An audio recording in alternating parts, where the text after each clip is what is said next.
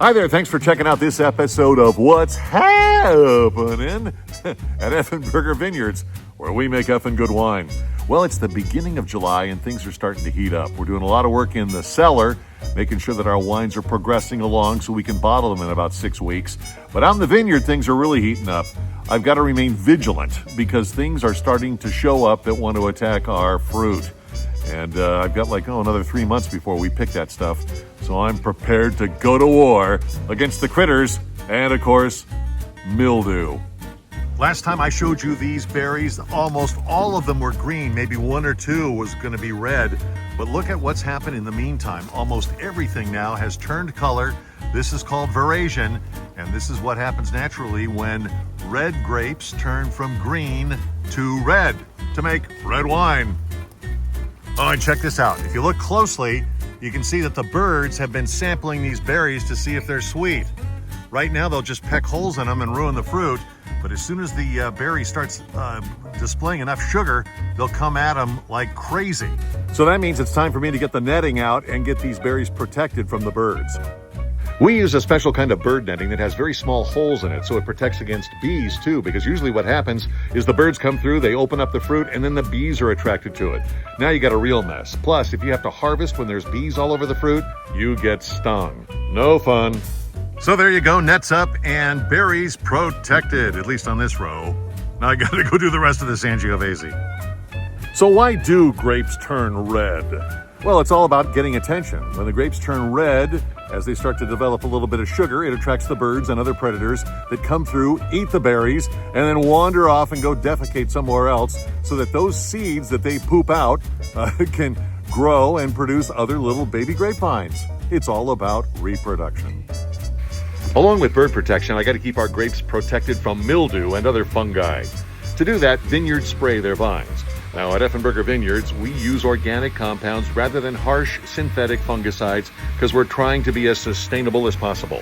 Today, I'm using a biological fungicide that actually crowds out the mildew spores and prevents them from taking hold on our fruit.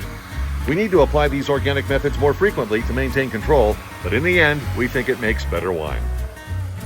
So most of the time, the products that we use to prevent mildew are called protectants. You spray them before the mildew shows up, and that protects the plant. Once the plant gets or the berries get some mildew, then you have to use an eradicant, something that eradicates the fungus. Let me show you how that works. Here in our garden, I've got some zucchini growing, and as you can see, the zucchini has what appears to be some white stuff on it. That is powdery mildew right there. Right there, you can see it. Powdery mildew, for some strange reason, just loves zucchini. And so the zucchini kind of act as a canary in a coal mine. If I start seeing powdery mildew showing up on the zucchini plant, then I know it's around and it could be infecting the grapes soon. Okay, for the purposes of this demonstration, I've donned my little backpack sprayer. This is my little one, not the motorized one. And I've got some stylet oil. This is a really clean, super clean, kind of like a neem oil if you've ever used that in a garden. And I've just mixed that up with some water, totally organic. And I'm going to spray the zucchini and you will see that mildew disappear. All right, the oil has been applied and now look at this plant. Notice all the white stuff is gone. It's a miracle. That's why we call this an eradicant. It gets rid of the mildew.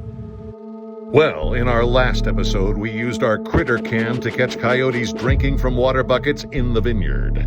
This month, I caught a skunk on camera. What the hell's he doing in the vineyard? Well, maybe we should make some sort of future wine with a catchy name, huh? Never mind. And look right down here. See these holes right here? There's a hole there, there's a hole there, a little one over here, and a little one over here. These were all caused by that darn skunk who's looking around for grubs or something like that to eat, obviously. Fortunately, it doesn't appear as though any harm is happening to the plants by this little bit of digging. I'm going to go ahead and close today's episode with a tasting of our 2022 Montepulciano, which just won a gold medal at the 50th anniversary of the Orange County Fair wine competition, one of the biggest in the United States. And this is a beautiful wine. It's available now in our wine store. Some fun facts about Montepulciano. It is Italy's second most grown grape behind Sangiovese. And there is a town in Italy called Montepulciano, but they don't make any Montepulciano there. They only make Sangiovese-based grapes. Really weird. So Montepulciano actually comes from the Abruzzo region of Italy. Why do they do this? I don't know. It's an Italian thing. But the grape makes beautiful wine. You can see the color. It's nice and dark and rich, and oh, is it good. All right, let's give this a taste test. First, the smell. Very well integrated. Nothing harsh coming out of that glass.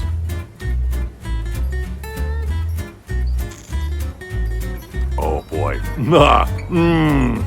Wow. Dark fruit, dark plum, Bing cherry. Nice long finish. And not too many tannins on this either. It's very drinkable now, and I think it's going to cellar and age for another 5 to 7 years.